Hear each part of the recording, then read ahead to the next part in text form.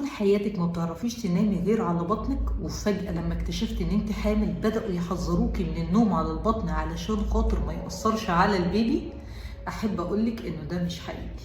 تقدري تنامي على بطنك بشكل مريح تماما طالما البطن بتاعتك لسه ما كبرتش، لانه بعد كده لما تكبر هيبقى النوم عليها غير مريح مش ضار للبيبي. لكن بالنسبة للنوم على الظهر فاحنا بننصح انه بداية من الشهر السادس السابع نبطل خالص ننام على ظهرنا، لان البطن بتكون كبيرة وسهل جدا نومك على ظهرك يأثر على الدم اللي واصل للبيبي. وفي دراسات اتعملت واثبتت بالفعل ان في علاقة ما بين النوم على الظهر في الشهور الاخيرة من الحمل والوفاة الفجائية او التوقف المفاجئ لنبض البيبي.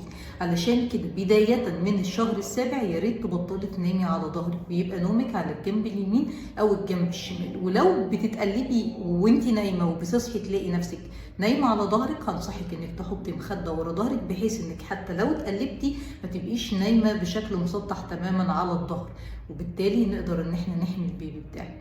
لكن لحد ما بطنك تكبر نامي على بطنك يا ست الكل ولا يهمك.